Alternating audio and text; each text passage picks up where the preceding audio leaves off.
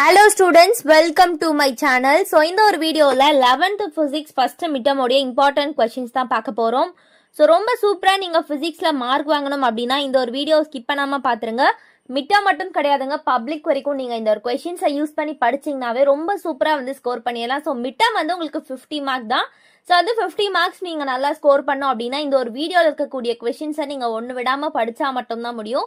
என்னங்க இவ்வளோ இருக்குது அப்படின்னு கேட்டிங்கன்னா கிடையாதுங்க. மிட்டம் எப்பவுமே உங்களுக்கு வந்து அதிகமாக படிக்கிற மாதிரி தான் இருக்கும். பப்ளிக் நீங்கள் கண்டிப்பாக குறைச்சி படிச்சுக்கலாம். நான் இதுலேயே வந்து உங்களுக்கு என்னென்ன இம்பார்ட்டன்ட் எதெல்லாம் படித்தா போதும் அப்படின்ற மாதிரி வந்து நான் உங்களுக்கு சொல்லிடுவேன். ஸோ வந்து பயப்பட தேவையில்ல. இப்போ வாங்க நம்ம வந்து வீடியோக்குள்ளே போயிடலாம். ஸோ யூனிட் 1 பாருங்க. யூனிட் 1ல வந்து பார்த்தோன்னா nature of physical world and மெஷர்மெண்ட்ஸில் வந்து பார்த்தீங்கன்னா ஒரு சில 2 மார்க்ஸ் 3 மார்க் அண்ட் 5 மார்க் நான் சொல்லியிருக்கேன். ஸோ வந்து ஸ்கிப் பண்ணாமல் நீங்கள் வந்து வீடியோவை நிறுத்திட்டு கூட நீங்கள் வந்து நோட் பண்ணிக்கலாம். அப்படி இல்லைனா வந்து எழுதி வச்சுக்கோங்க புக்கு பின்னாடி. ஸோ சூப்பராக நீங்கள் மார்க் வாங்க போகிறீங்க.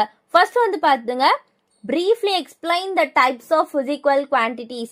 So second question, define precision and accuracy. இது வந்து பார்த்தனா 2 மார்க் அண்ட் 3 மார்க் எதுலனா கேட்கலாம். ஸோ வந்து ரெண்டுத்துக்கும் ஏற்ற மாதிரி நீங்கள் படிச்சுக்கலாம். Uses of dimensional analyser. So இதை வந்து படிச்சுக்கோங்க. நெக்ஸ்ட் வந்து பாருங்க 3 மார்க். 3 மார்க்ல first one, how will you measure the diameter of the moon using parallax method? So இந்த ஒரு கொஸ்டின் எல்லாத்துலேயுமே கேட்பாங்க, கண்டிப்பாக ஸ்கிப் பண்ணாமல் படிச்சுக்கோங்க. ஸோ நெக்ஸ்ட் கொஸ்டின் பாருங்க, write the rules of determining significant figures. So third question, what are the limitations of dimensional analyzers? So இது வந்து ரொம்ப இம்பார்ட்டன்ட். இந்த மாதிரி வந்து ஏபிசி இந்த மாதிரி கேட்டாங்க அப்படின்னா நீங்கள் வந்து 1-2 வந்து அட்டென்ட் பண்ணிங்கனாவே உங்களுக்கு வந்து கண்டிப்பாக மார்க் கொடுத்துருவாங்க. ஸோ வந்து write short notes of the ஃபாலோயிங்கில் யூனிட் அப்படின்னா என்ன, ரவுண்டிங் ஆஃப் அப்படின்னா என்ன, டைமென்ஷனல்ஸ் குவான்டிட்டி. ஸோ இது மாதிரி வந்து ஒரு சில கொஷின்ஸ் கண்டிப்பாக உங்களுக்கு கேட்பாங்க, நீங்கள் மறக்காமல் படிச்சுக்கணும். அதுக்கப்புறம் 5th கொஷின் பாருங்க, explain the principle of homogeneity of dimensions, give examples. So வந்து ரொம்ப சூப்பராகவே நீங்கள் வந்து எழுதிடலாம். நெக்ஸ்ட் பாருங்க 5 மார்க். என்ன இவ்வளோ கொடுத்துருக்கீங்க அப்படின்னு கேட்டிங்கன்னா கிடையாதுங்க, இதுலேருந்து உங்களுக்கு இம்பார்ட்டன்ட் கண்டிப்பாக நான் தருவேன். இப்போதைக்கு நீங்கள் வந்து படிச்சு தான் ஆகணும். ஸோ இந்த மாதிரி ஒரு கொஷின் கூட விடாமல் நீங்கள் படிச்சிட்டிங்கன்னா ரொம்ப சூப்பராகவே நீங்கள் வந்து இப்போ இருந்தே படிக்க ஆரம்பிச்சிடலாம். ஃபிசிக்ஸ் பொறுத்த வரைக்கும் நிறையவே வந்து கஷ்டப்படுவீங்க படிக்கிறதுக்கு. ஆனால் நான் சொல்லக்கூடிய இந்த சிம்பிளான கொஷின்ஸை மட்டும் நீங்கள் படிச்சுக்கோங்க. உங்களுக்கு இதில் இருந்து தான் கண்டிப்பாக கேட்பாங்க. ஸோ 5 மார்க்ல வந்து write a note on triangulation method and radar method to measure larger distance. So இது ரொம்ப இம்பார்ட்டண்ட்டான 5 மார்க்கு. இது மட்டும் நீங்கள் படிச்சுக்கோங்க. இந்த யூனிட் 1ல நீங்கள் இதை படிச்சிங்கனாவே வந்து சூப்பராகவே எழுதிடலாம். இது கண்டிப்பாக கேட்பாங்க. Explain in detail the various types of errors. Third question பாருங்க, what do you mean by propagation of errors? Explain the propagation of errors in addition and multiplication. So இந்த ஒரு விஷயம், அதாவது இந்த ஒரு தேர்டு கொஸ்டின் இருக்கு பாருங்க, கண்டிப்பாக கம்பல்சரி வந்து கேட்கக்கூடிய ஒரு கொஸ்டின் அப்படின்னு சொல்றாங்க. ஸோ கண்டிப்பாக வந்து நீங்கள் இதை வந்து எடுத்துக்கணும், நீங்கள் படிச்சு கூட எழுதிடலாம். ஸோ யூனிட் 2ல வந்து 2 மார்க்ஸ் பார்த்துடலாமா? என்னங்க பார்க்கவே இவ்வளோ கொஸ்டின்ஸ் இருக்கா அப்படின்னு பயப்படாதீங்க ஸ்டூடெண்ட்ஸ். ஸோ வந்து ஒரு கொஸ்டின் ரொம்ப சிம்பிளாக இருக்கும். இதில் வந்து ஒன்றுத்துக்கும் நீங்கள் எக்ஸாம்பிள்ஸ் படிச்சிட்டிங்கனாவே போதும். அந்த எக்ஸாம்பிள்ஸ் எழுதி வச்சாவே நமக்கு வந்து ஸ்கோர் பண்ணிடலாம், நிறையவே வந்து மார்க் வாங்கிடலாம். ஸோ ஃபர்ஸ்ட் கொஸ்டின் பாருங்க, define a scalar, give examples கேட்டிருக்காங்க. Next question, define a vector, give examples.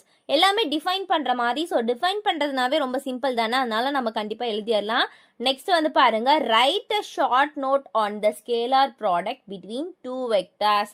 So இந்த மாதிரி சிம்பிளான 2 மார்க்ஸ்லாம் கண்டிப்பா வந்து இப்போ 5 மார்க்கா இருக்கட்டும் 3 மார்க்கா இருக்கட்டும், ஏ பி இல்லைனா வந்து ஆப்ஷன் 1 ஆப்ஷன் 2 இந்த மாதிரி வந்து கேட்டு கூட உங்களுக்கு வந்து கண்டிப்பா கொஸ்டின்ஸ் வந்து கேட்பாங்க. அதனால வந்து 2 மார்க்ஸை வந்து ஸ்கிப் பண்ணாம எல்லாமே வந்து படிக்க ட்ரை பண்ணுங்க. 4th கொஸ்டின் பாருங்க, write a short note on vector products between 2 vectors வந்து சொல்லிட்டு இருக்கேன். அதுக்கப்புறம் வந்து 5th ஒன் பாருங்க, ஸோ வந்து டிஃபைன் டிஸ்பிளேஸ்மெண்ட் அண்ட் டிஸ்டன்ஸ். கண்டிப்பாக வந்து இதை கேட்பாங்க, நம்ம வந்து படிச்சுக்கணும்ல.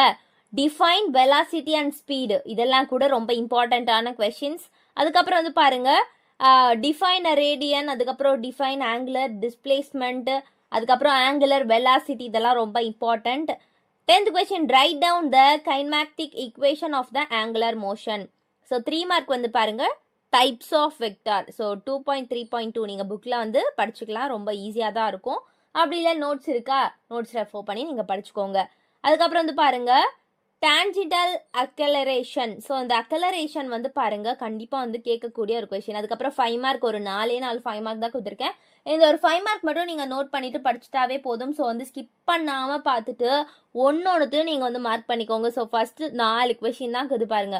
இந்த 4 கொஷின். ஸோ ஃபஸ்ட்டு கொஷின் ரொம்ப important. Explain in detail the triangle law of addition. அப்புறம் செகண்ட் கொஷின் வந்து பாருங்க ரொம்ப இம்பார்ட்டன்ட். ஸோ அந்த மாதிரியான கொஷின்ஸ்லாம் நீங்கள் படிச்சிட்டீங்கன்னாவே போதும். ரொம்ப சூப்பராகவே நீங்கள் வந்து ஸ்கோர் பண்ணிடலாம்.